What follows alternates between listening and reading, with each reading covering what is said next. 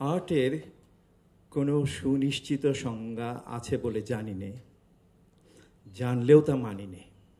আমি আবার বলছি, আর্টের কোনো সুনিশ্চিত সংজ্ঞা আছে বলে জানি নে, জানলেও তা মানি নে। প্রফেসর ইব্রাহিম খাঁর একটি চিঠির জবাবে 1927 সালের শেষ প্রান্তে কাজী নজরুল ইসলাম এ কথাগুলো লিখেছিলেন। সুনিশ্চিত সংজ্ঞা আছে বলে জানি নে, জানলেও তা মানি নে। তার চেয়ে বেশি করে আর কে জানতেন শিল্পের সংজ্ঞা? বর্তমান বিশ্ব সাহিত্য। এই প্রবন্ধটি পড়লেই তো বিষয়টি পরিষ্কার হয়ে যায়। কিন্তু তার যে অসাধারণ লিটারারি হিউমিলিটি এবং লিটারারি হিউমার, এর সঙ্গে তো আমরা পরিচিত। এ কথাগুলো তিনি বলেছিলেন এজন্য যে এই চিঠিটি লেখার 6-7 বছর আগ থেকে, পূর্ব থেকে তিনি যুদ্ধ থেকে ফিরে এসে বাংলা কবিতার এবং বাংলা স্বদেশ পর্যায়ের গানের, উদ্দীপনামূলক গানের খোল নলচে পাল্টে দিয়েছিলেন। আমি আবার বলছি, খোল নলচে পাল্টে দিয়েছিলেন। সেই জন্য উনি ওই প্রত্যয় নিয়ে বলতে পেরেছিলেন যে আর্টের কোনো সুনিশ্চিত সংজ্ঞা আছে বলে জানি নে, জানলেও তা মানি নে। আজকে এই শতবর্ষ পরে দাঁড়িয়ে তার যুদ্ধে যোগ দেওয়ার, কারণ 1917 সালে তিনি যুদ্ধে যোগ দিয়েছিলেন, আর 100 বছর পূর্ণ হলো এবছর। খুব সংক্ষেপে কিছু বলা অসম্ভব, আমাকে যদিও সময় দেওয়া হয়েছে 10 মিনিট। আমি খুব চেষ্টা করব যে তার কাছাকাছি কিছু সময়ে সংক্ষেপে কিছু কথা বলে শেষ করতে। তো ব্যাপারটাকে এভাবে দেখতে হয় যে নজরুল ইসলামের যুদ্ধটা কার সঙ্গে ছিল এবং সেই যুদ্ধে যোগদান প্রকৃতপক্ষে কবে। আমি বিশ্বাস করি না, বা নজরুল ইসলামকে যারা একটুও জানেন তারা বিশ্বাস করবেন না যে নজরুল ইসলাম মিত্র শক্তির পক্ষ হয়ে অক্ষ শক্তির সঙ্গে যুদ্ধ করতে গিয়েছিলেন মধ্যপ্রাচ্যে। না, নজরুল ইসলামের পক্ষে সেটি সম্ভব নয়। প্রকৃতপক্ষে তখন দেশবন্ধু চিত্তরঞ্জন দাস এবং নেতাজি সুভাষচন্দ্রের মতন যারা কোনো না কোনোভাবে দেশের স্বাধীনতায় বিশ্বাস করতেন, স্বাধিকার বা ডোমিনিয়ন স্ট্যাটাস, এই সমস্ত প্রলোভনে যাদের পা দেওয়ার ইচ্ছা ছিল না, যারা সত্যিকার অর্থেই মূলধারার রাজনীতিকদের মধ্যে যারা সত্যিকার অর্থেই দেশের মুক্তি চাইতেন, তারা অনুপ্রাণিত করেছিলেন তরুণদেরকে যুদ্ধে যোগ দেওয়ার জন্য, যেন সেই যুদ্ধবিদ্যা শিখে এসে দেশের স্বাধীনতার সংগ্রাম বেগবান হয়। কেননা আমাদের মনে রাখতে হবে 1915 সালে বাঘা যতীন কে হত্যা করা হয়েছে, এবং তার বহু আগে 1908 সালেই তো অনুশীলন দলেরও এক ধরনের ক্ষয় শুরু হয়ে গিয়েছিল বিভিন্ন কারণে, জেল, জুলুম, হত্যা ইত্যাদি কারণে। তো তখন নিস্তরঙ্গ হয়ে পড়েছিল অনেকটা স্বাধীনতার সংগ্রাম। তো বেঙ্গলি ডাবল কোম্পানি যখন গঠিত হলো, তখন তাই এই ধরনের নেতা যারা ছিলেন তারা চাইলেন যে বাঙালি তরুণেরা যোগ দিন যুদ্ধে। কাজী নজরুল ইসলামের যুদ্ধে যোগ দেওয়ার ব্যাপারটা খুব কৌতূহল উদ্দীপক। আমরা জানি তিনি পরিবার প্রতিপালন করার জন্য রুটির দোকানেও কাজ করেছেন এবং ভীষণ দায়িত্বশীল ছিলেন। সেই বালকটি যখন ক্লাস 10-এ পড়েন, তখন তিনি ক্লাস 10-এর ফার্স্ট বয়। এটা খুব সিগনিফিক্যান্ট একটা ব্যাপার যে আমরা জেনেছি, অবশ্যই এখানে কাজী নজরুল ইসলামও তার লিটারারি হিউমার দিয়ে কিছুটা ব্যাপারটাকে জটিল করেছেন। আমরা জেনেছি যে তিনি ছোটবেলায় জেনেছি যে তিনি স্কুল পালানো ছেলে ছিলেন, হঠাৎ করে যুদ্ধে চলে গেলেন, বাউন্ডুলে মানুষ ছিলেন। কিন্তু কার্যত তিনি শিয়াশোল রাজ স্কুলের ফার্স্ট বয় ছিলেন এবং সবাই নিশ্চিত ছিলেন যে ম্যাট্রিকুলেশন পরীক্ষায় তিনি ভালো জলপানি বা স্কলারশিপ পাবেন। আর তখনকার দিনে ম্যাট্রিকুলেশন পরীক্ষায় ভালো ফলাফল করা মানে প্রতিষ্ঠিত হওয়ার পথে, জীবনে প্রতিষ্ঠিত হওয়ার পথে অনেকটাই এগিয়ে যাওয়া। তো সে অবস্থা থেকে হঠাৎ করেই তিনি যুদ্ধে যোগদান করলেন, এরকম একটা সাধারণ ধারণা আছে। কিন্তু আমরা যদি আরেকটু পিছিয়ে দেখি তার নবম এবং দশম শ্রেণীতে তার কার্যকলাপ বা কর্মকাণ্ড, তাহলে ব্যাপারটা হয়তো কিছুটা পরিষ্কার হবে। তার একজন শিক্ষক ছিলেন নিবারণ চন্দ্র ঘটক, যিনি অনুশীলন দলের, বিপ্লবী অনুশীলন দলের সক্রিয় সদস্য ছিলেন। তার কাছ থেকে কাজী নজরুল ইসলাম তার সুপ্রিয় শিক্ষক ছিলেন এবং নজরুল ইসলামকেও তিনি খুব স্নেহ করতেন।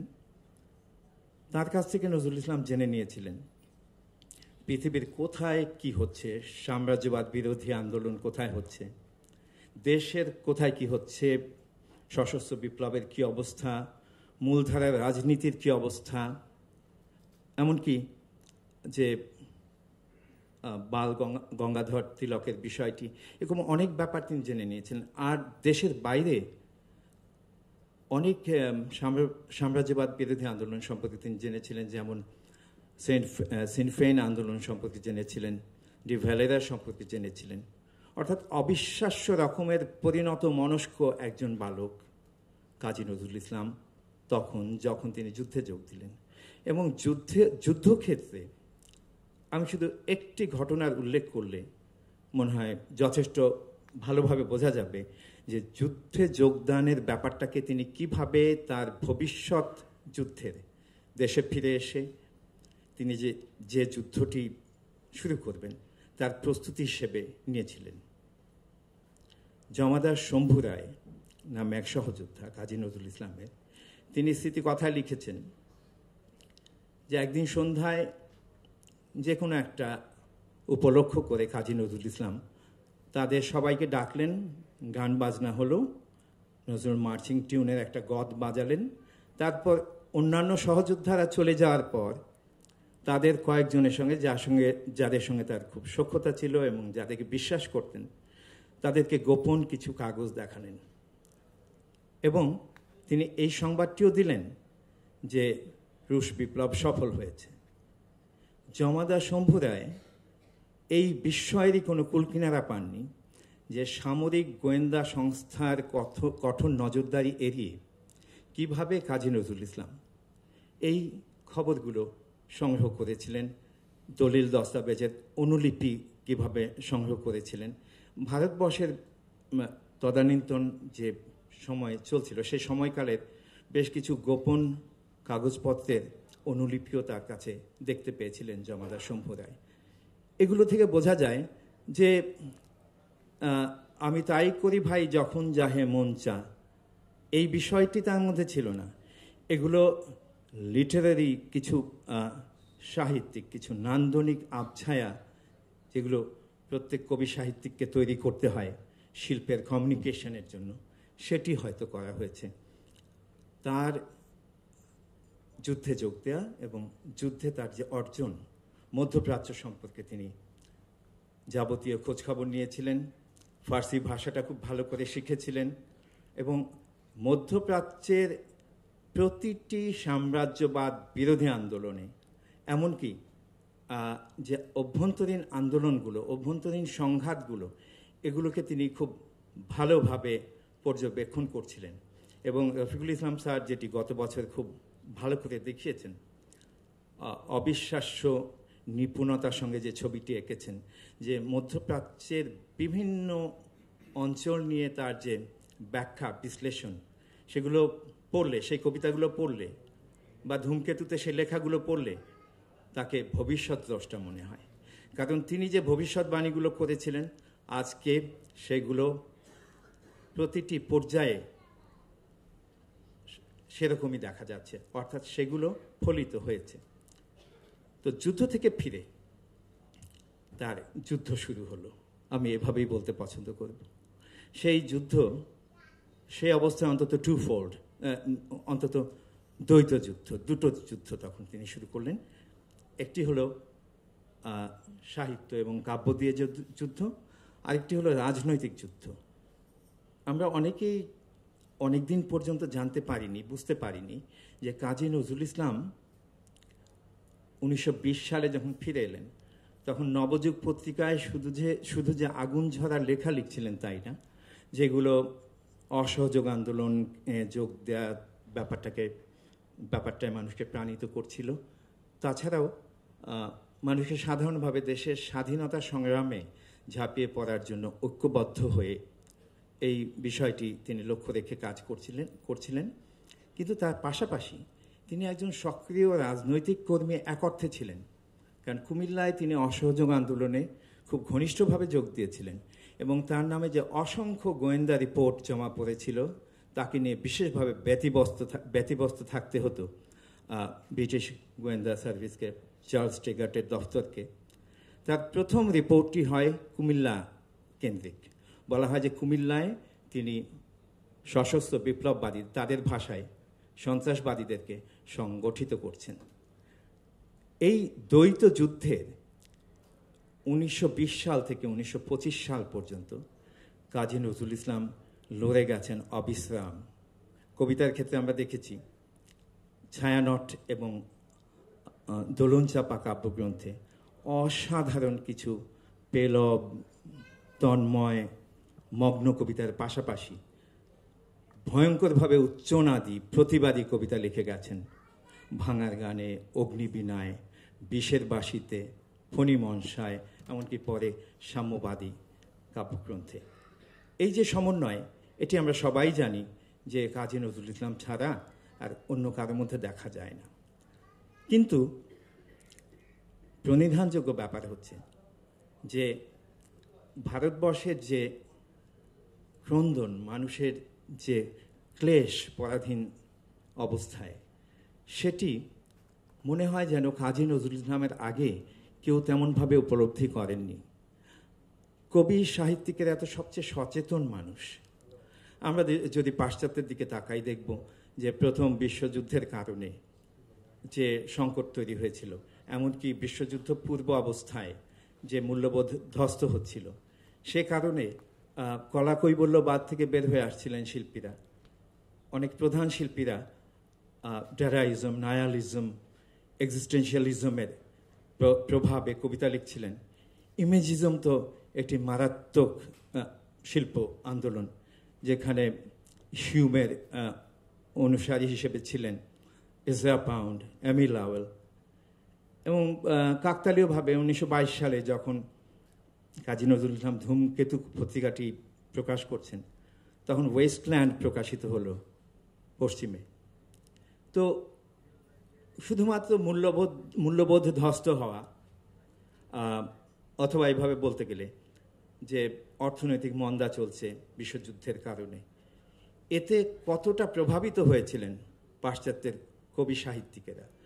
কিন্তু ভারতবর্ষে কাজী নজরুল ইসলাম যদি অসামান্য সব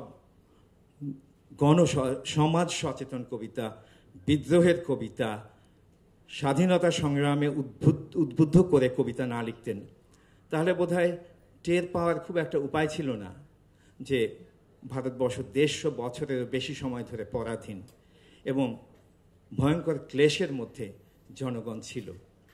এর বহু কারণ আছে। ব্রিটিশরা স্বায়ত্তশাসন দেবে বলল যুদ্ধের শুরুতে, অথচ যুদ্ধের শেষে স্বায়ত্তশাসন তো দূরের কথা, বিভিন্নভাবে রাওলাট আইন এবং অন্যান্য আইন করে দমন পীড়ন চালাতে লাগলো। কিন্তু এর কোনো প্রতিবাদ যেন শিল্পী সাহিত্যিকদের মধ্যে দেখা যাচ্ছিল না। যদি আমরা শুধু আনন্দ মঠের কথা বলি বঙ্কিমচন্দ্রের, তাহলে দেখা যাবে যে সেখানে এক ধরনের সংক্ষুব্ধতা প্রকাশ পাচ্ছে। কিন্তু আবার একটা দূরত্বের পরে আনন্দ মঠ তো মানুষকে যতখানি ঐক্যবদ্ধ করেছে স্বাধীনতা সংগ্রামে, তার চেয়ে বেশি বিভাজনই তৈরি করেছিল। যাই হোক, নবযুগের কথা আগেই বলেছি। ধূমকেতু প্রকাশিত হলো 1922 সালে। ধূমকেতু প্রকৃতপক্ষেই ধূমকেতু হয়ে এলো ভারতবর্ষের সমাজে। ধূমকেতু ঘৃণা করেছে, সমন্বয় সাধন করেছে স্বাধীনতাকামী শক্তিগুলোর, ঝিমিয়ে পড়া সশস্ত্র বিপ্লববাদকে চাঙ্গা করেছে এবং 13তম সংখ্যায় স্পষ্ট ভাষায় পূর্ণ স্বাধীনতার দাবি জানিয়েছে। প্রথমবারের মতো সর্বভারতীয় বিবেচনায় প্রথমবারের মতো কাজী নজরুল ইসলাম পূর্ণ স্বাধীনতার দাবি জানালেন। এর আগে কিংবা অনেক পরেও আর কেউ সেই কথাটি প্রকাশ্যে উচ্চারণ করার সাহস পাননি। হযরত মোহানি বলেছিলেন কংগ্রেসের একটা রুদ্ধদ্বার অধিবেশনে, সেজন্য তাকে অনেক মাশুল গুনতে হয়েছিল। কিন্তু একটি বিধিবদ্ধ পত্রিকায় একেবারে প্রকাশ্যে সবচেয়ে জনপ্রিয় পত্রিকা তখন ধূমকেতু, সেটিতে তিনি ভারতবর্ষের পূর্ণ স্বাধীনতা দাবি করেছিলেন। এবং পরে অন্যান্য কবিতা, কারণ প্রত্যেকটি ধূমকেতুর প্রত্যেকটি সংখ্যাই প্রচণ্ড দেশপ্রেম এবং ব্রিটিশ বিরোধী বিষয়াদি থাকত।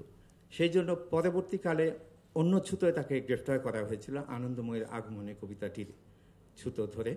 কিন্তু আসলে এই স্বাধীনতার দাবি, যেটি উনি মুক্ত কণ্ঠে জানিয়েছিলেন, সেটি সহ্য করা ব্রিটিশদের পক্ষে সম্ভব হয়নি। তাকে কারাগারে নিক্ষেপ করা হয়েছিল।